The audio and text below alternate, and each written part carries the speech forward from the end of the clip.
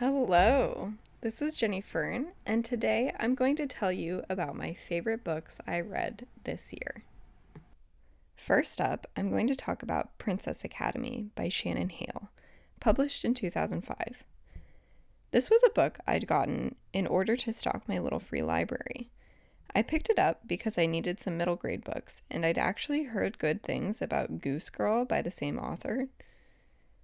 I really enjoyed the setup of the location being set in a mining town where they mine for Linder. Our main character is a girl named Mary, and she isn't allowed in the mine, so she feels like she doesn't contribute to the community. Then a messenger from the kingdom arrives to inform them that one of the town's girls will be the princess. Mary is in the age range of girls who must train to be princesses, so they go to a building outside of town and they get taught subjects like reading and economics, and this empowers Mary even though the teacher is kind of rude. The weaknesses of this book for me are the convenient ending, which doesn't really challenge or have any influence from Mary, and basically the climax of the book, which does showcase how Mary has grown, but it has a tonal shift from like rural girls who are hanging out at school to something that's more violent, and I didn't really enjoy that. Overall, I thought it was a solid middle grade novel. Now, for the photo. The flower represents the Mary flower, which Mary is named after. The stone box represents the mined Linder, which is very important to the town. The coins represent the economics of the town, which trades the Linder to visiting merchants in exchange for their yearly food. And the book represents how the academy teaches Mary to read. Next up is The Word for World is Forest by Ursula K. Le Guin from 1972. I picked this up at a bookstore while puttering around near LAX. I read this right after purchasing it and finished it within a few days. This is a sci-fi novel that follows a few characters who are living on this world called Athsh by the native people. This is where the book gets its name because that word means forest. There are military-led colonizers who have set up logging on the planet, and it shows the story of a bigoted colonizer and a native of the planet named Selver. I really liked this. I love books that can tell stories efficiently, and I appreciate that this is a short book.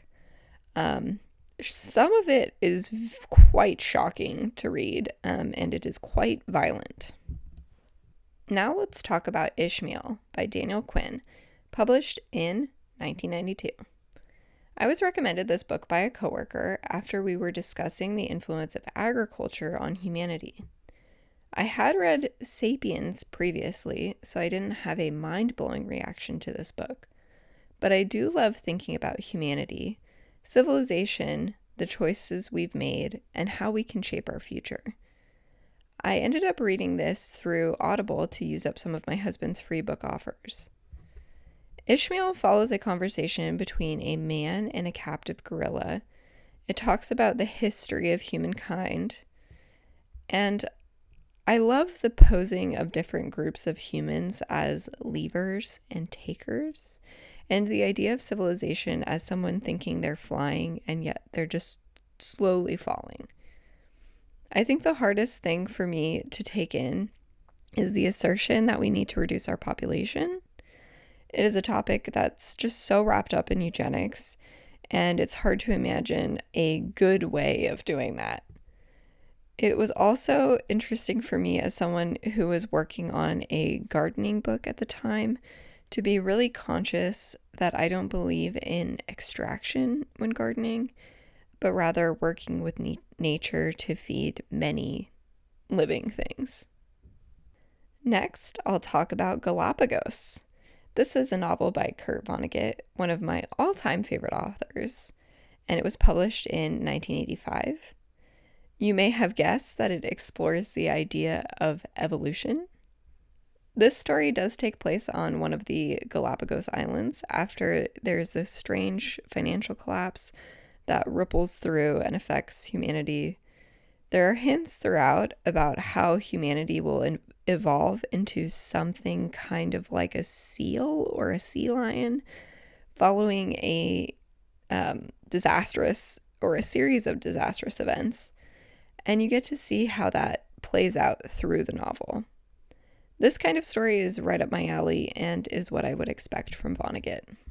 I'll give a quick honorable mention now for the book Restoration Agriculture by Mark Shepard, published in 2013. I own a digital copy of this book. Mark Shepard is a really inspirational permaculturist, and I did quite enjoy this book.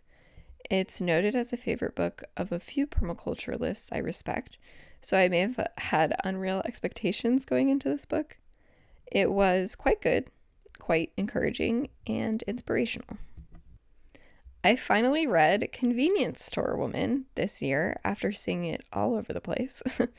This novel is by Sayaka Murata and was first published in 2016.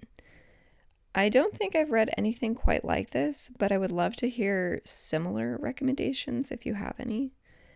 This story follows an unusual woman named Keiko who works at a Japanese convenience store. She knows that job inside and out, and it is so satisfying to hear the specific details of that world. She does try to fit in and ends up doing some pretty weird stuff. I just loved being in her head. I ended up reading this in a night before going to bed, and I loved it, and I would love to read it again. For this photo, I wanted to do something simple and striking, so I decided to illustrate how she doesn't fit in with societal expectations by using a tray of white rice and a grain of wild rice.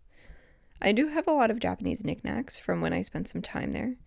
I have some bottle caps and little gudetamas that could work for this photo, but I think something more minimalist works better with the story. Lastly, this might be my favorite book of the year. This is a nonfiction piece called The Eternal Darkness by Bob Ballard, published in 2000. I took this book recommendation from an episode of the podcast, The Adventure Zone. It was one of the episodes where they answer questions about the actual making of the podcast. This season was set in an undersea city, so some of the research done was about the ocean. I love nonfiction work and documentaries about the ocean, like Blue Planet and The Sea Around Us.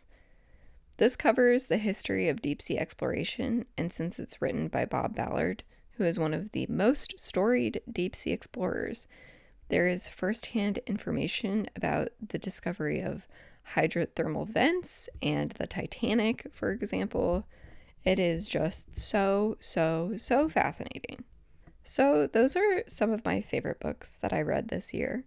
I'm surprised to see the variety in genre, to be honest. Let me know your favorite book that you read this year. The song for this week is tangentially related to the Adventure Zone. In the first season, Griffin used music from Ataraxia, like Deja Vu.